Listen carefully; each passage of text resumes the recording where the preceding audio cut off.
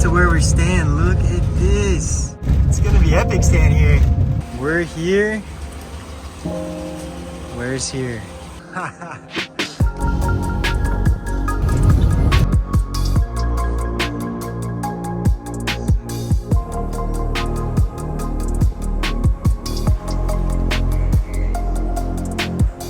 Good morning. We're here. Here is Rio de Janeiro, and I'm so excited! Last night we went out to get some food, and now we're going to go take an Uber. Only $6 or 30 reales, and I think I can hear it outside. And it was honestly the best vegan place I've ever been to. It was so good. Wow, you can't smell this, but it smells amazing. Oh, we're sharing. This is the tempeh, yeah. You know we're sharing.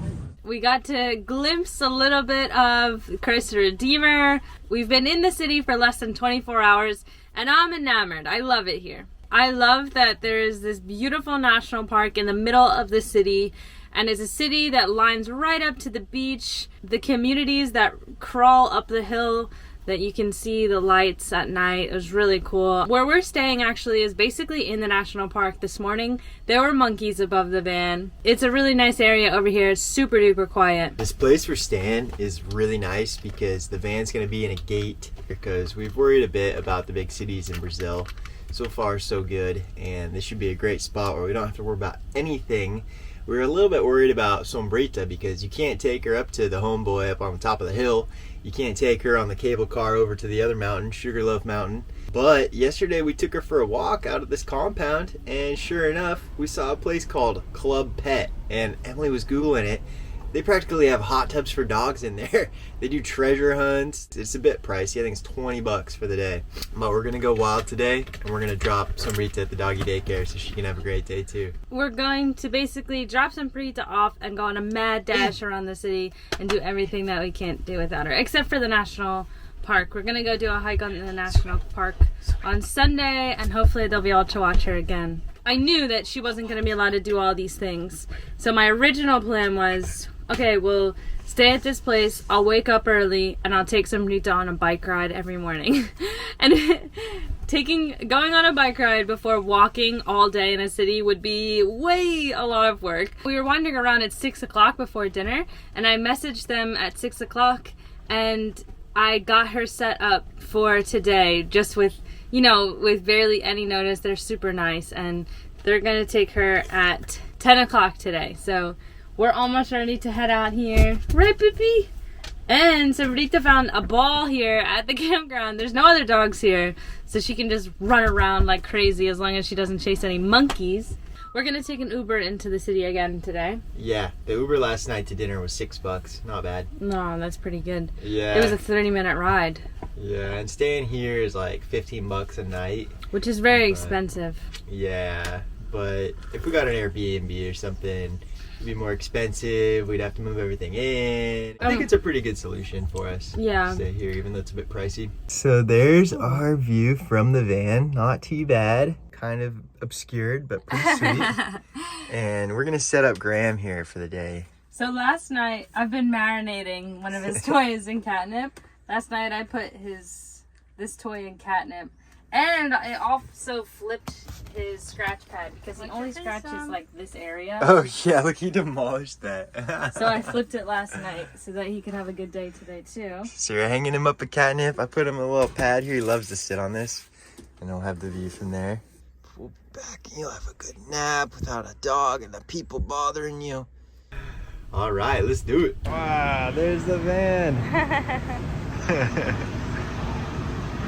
Oh, we left Sombrita. But only for a couple hours. It's gonna be good. And she looked scared, but she probably thinks that we're leaving her for a week and going on a crazy trip to Antarctica. Poor girl, poor girl. But it's better for her, you know? Oh, it's way better. She'll forget that, you know, yeah, whenever she sees us, she's sad. But once she forgets about us and she's wandering around playing with dogs, it's going to be good. Seemed like a nice place. They had the activities board. What was that? You said something about with the coconut? Oh my gosh, soccer with a coconut. Soccer with a coconut. Oh my gosh, they showed us the roof deck. Yeah. We saw her get introduced and they were all getting along. So that's good.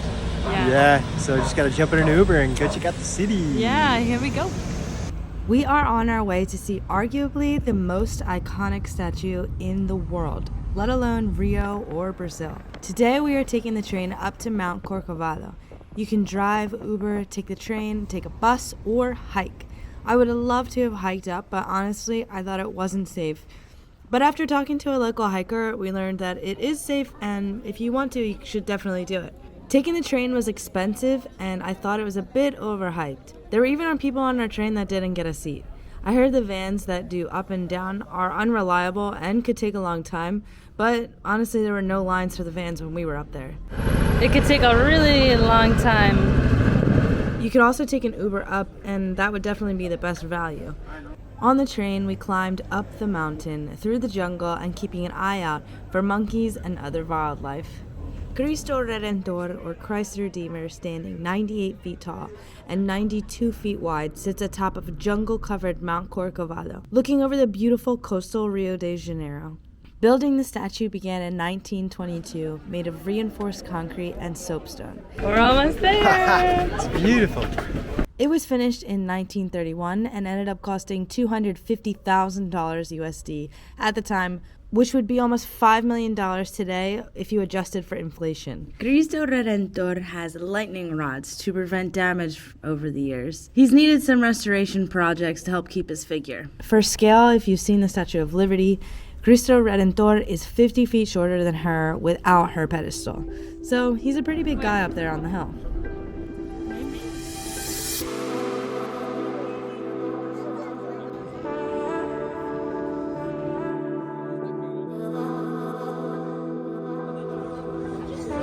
What do you think, Emily?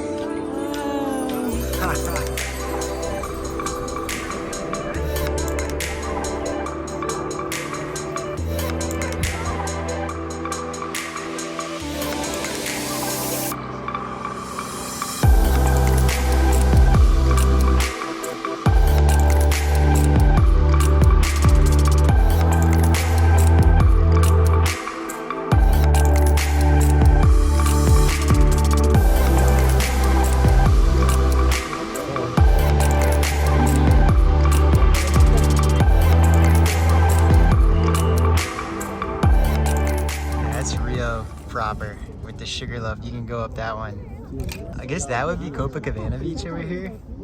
Next one over is Ipanema. That's the biggest soccer stadium in Latin America. There he is.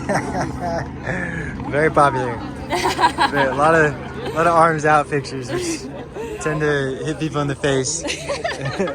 Oh man, I got hit in the head by someone's arms going out. Oh my! It's a bit crazy up here. Oh, we got from the dog sitters. Look how happy Sombrite is.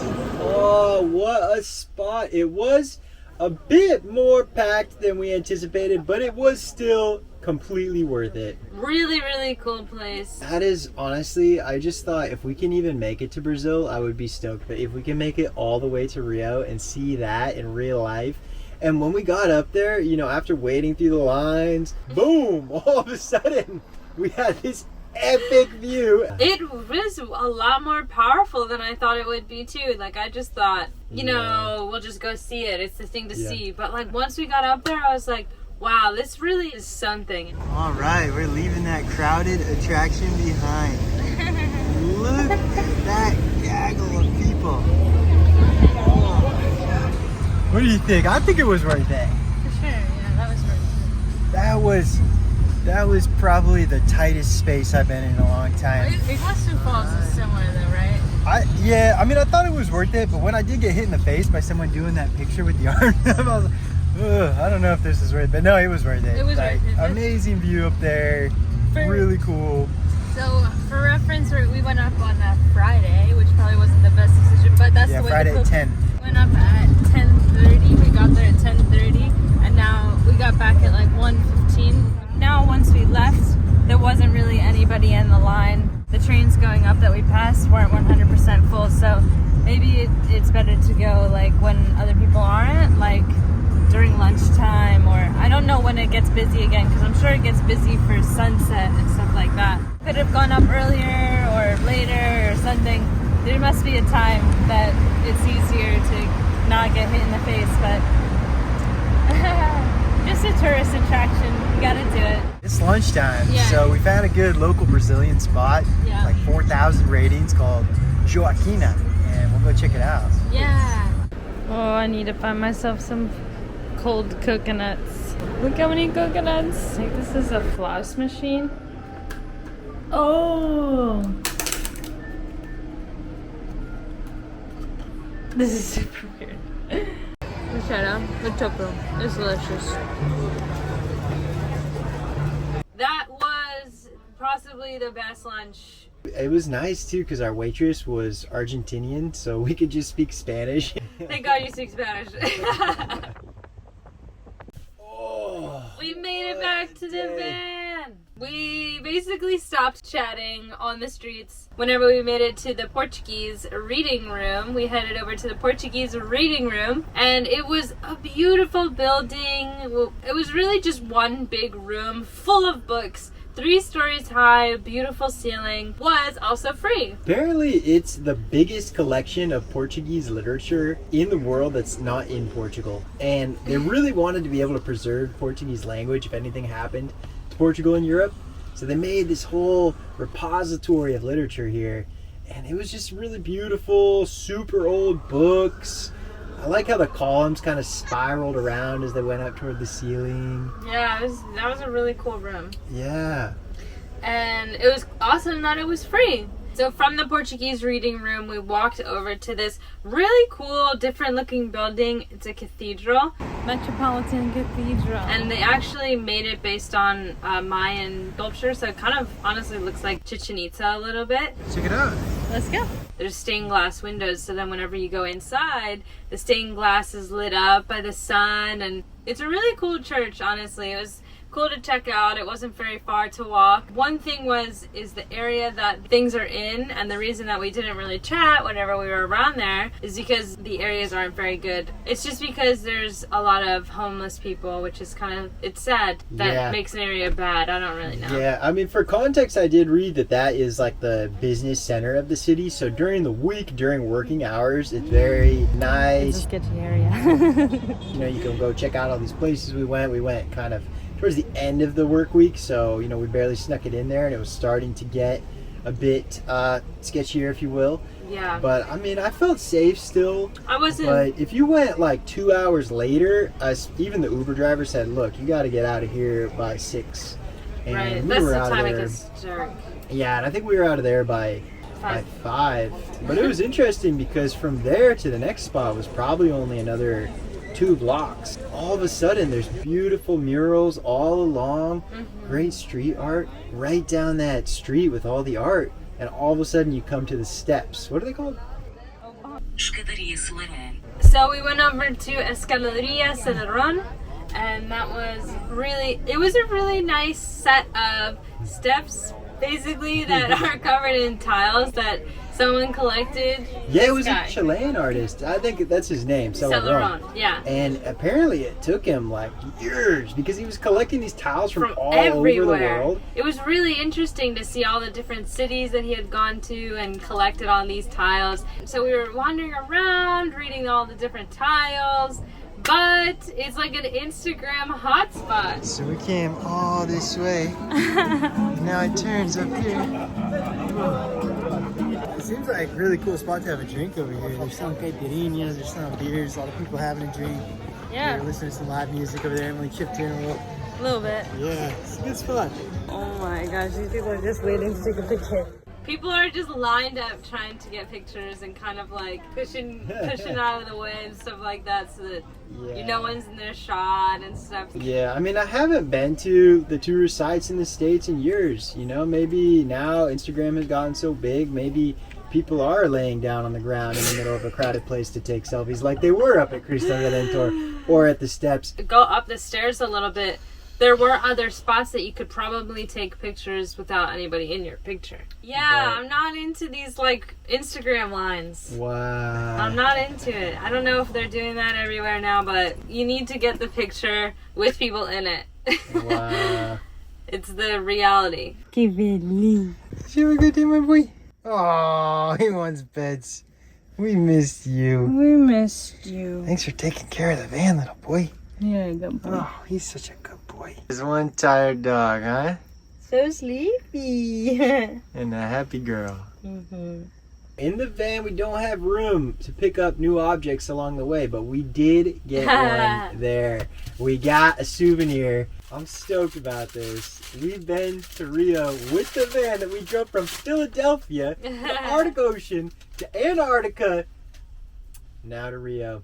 Oh my gosh. We got a magnet. Stash it up there on the magnet wall. It was still just so awesome. I'm just so happy that we figured out a way to explore Rio with the van, with the pets, and do it all in a way where we're not worried about the van, we're not worried about the pets. And You know, Sombrita has just been so sleepy ever since we picked her up. It's just perfect. So we were nervous in that neighborhood, but honestly nothing happened to us. It might have been unfounded. And we've heard so many times that how dangerous Brazil is, but we're not feeling it just yet. And we'll keep you posted how dangerous it feels here. the cat always likes the box more than the toy. Grandma was a great magnet. I think he likes the sound or something, the feeling in his... Whoa! Hey guys, I wanted to start a new thing this week. I know a bunch of people have loved the What Broke This Week recurring segment. So I had another idea for a little segment about news in the Overlander community. So this week we heard news that the Death Road in La Paz, Bolivia is actually just reopened. Apparently there was a huge landslide. And if you don't know, the Death Road is supposedly the deadliest highway in the world. It is really dicey looking. If you can see, that honestly does still not look that safe. But you can see the road workers there, watching them be the first people. They look pretty stoked that their work is being used. But you can just imagine how hair-raising it would be to drive this road. And they're actually driving it down, which means if someone were to come and they had to pass, they'd have to go on the left side. For some reason, that's the rule here. So this is just an epic Overlander spot that I hope you can check out one day if you're an Overlander. And if not, woof, maybe you don't want to. So there you have it. That's the news this week in the Overland community.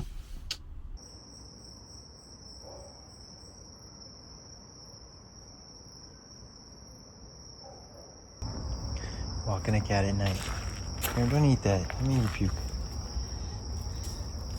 Don't eat that, okay?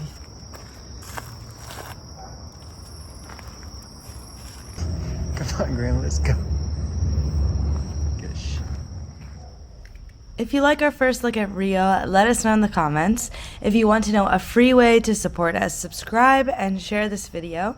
And if you want to chip out a little bit more, head over to our Patreon. We'll see you here next time.